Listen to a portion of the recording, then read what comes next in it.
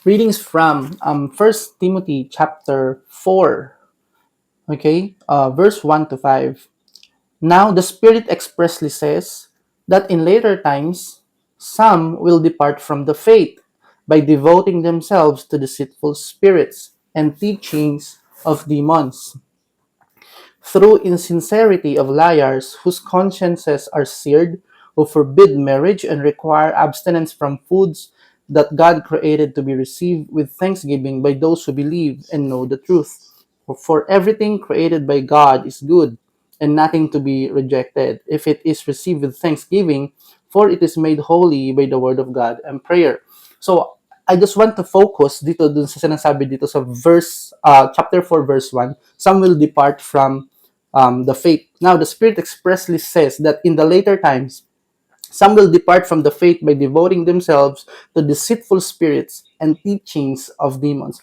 Ito yung pinakamatindi ngayon sa last days or later times. Ito yung tinatawag nating deception o yung mga deceitful teachings na makikita natin. Not only deceitful teachings, yung mga deceitful thoughts, deceitful um, entertainment na makikita natin. Kaya nga sobrang tindi ng battle natin ngayon because we are in the last days, we are in the later times, okay? So kung nabuhay ka ng 90s, wala pa tayong mga gadget noon at nakikinig lang tayo sa mga payo ng ating mga magulang, nanonood lang tayo sa kung ano yung pwede lang mapanood o iba nga nun, di ba, wala pang television. Pero ngayon, isang click lang ng bata na 2 years old, na 1 year old, yung anak ko nga 2 years old lang, kaya nang mag-operate ng YouTube. Okay? So, doon lumalabas yung mga deceitful things. Kasi, hindi naman, ang ruler ng mundong ito, alam naman natin na si Satanas because he falls from here. And then we are just trying to save humanity through the Lord Jesus Christ by bringing them into the kingdom of God. Okay? So, maliit pa lang, kumbaga, yung generation ngayon, maliit pa lang, is natuturuan na sila ng mundo o ng mga tao na gumagawa ng evil things. Kahit yung mga video na yan, kahit yung mga maliliit na video clips, mga small clips, bakit mayroon ng TikTok, bakit kailangan ng selfie, bakit ng ganyan. This generation is tinatry i-deceive, okay? Tinatry i-deceive ng Antichrist, tinatry i-deceive ng nag-worship or dun sa mga taong hindi naniniwala sa Diyos because there will be haters of God, okay? Even before and now, mas lalo ngayon in the later times, there will be haters of God. And those haters of God are those people na nagpa-plant ng mga seeds sa mga kabataan, sa atin, sa lahat, sa entertainment. Makikita mo ngayon yung news, yung games, yung lahat halos ng makikita mong entertainment ngayon is pagpapakita ng kasalanan ng iba o kaya war o kaya patayan. Mas nagiging trending yung mas masakit na palabas o mas nagiging trending yung mas matindi at mas violenteng akto kaysa sa mga iba pang bagay. Ba't ko sinasabi ito? Because we are living in the last days and in the later times at the Bible is telling us already noon pa mang panahon ni Timoteo na some will depart from their faith because they are being deceived. Ibig sabihin, sinasabihan nito yung mga Kristiyano na nakakilala na sa Diyos, yung nakakilala na sa Diyos na madideceive sila because of these teachings. Okay? And some of them, nakikita natin ngayon, sobrang ang tindi ng teaching about materialism, pagpapayaman, kung paano ka gumawa ng ganitong bagay na ikauunlad ng iyong sarili, and which is hindi naman talaga pangit pakinggan, di ba? Pero, the very thought of the teachings of that is para sa sarili mo.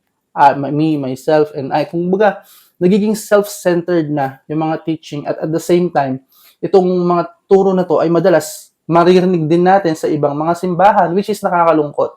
At wala na yung bumabalik sa totoong turo ng ating Panginoong Jesus that do not lay treasures here on earth.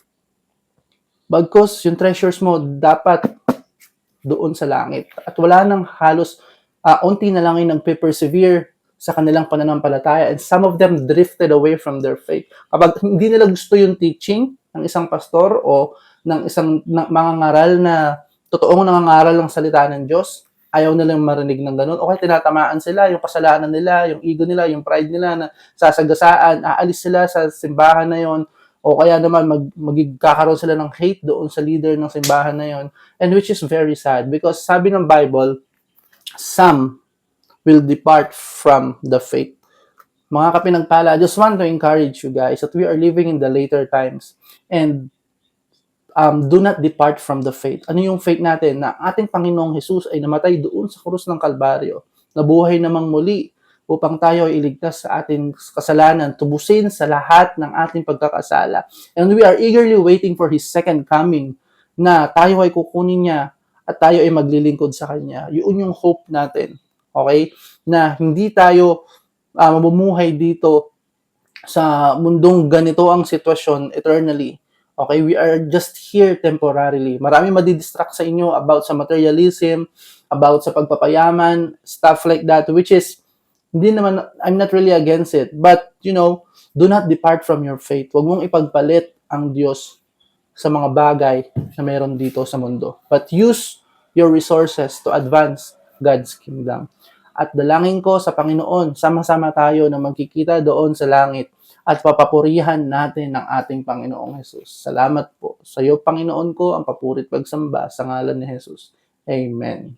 God bless you, kapatid.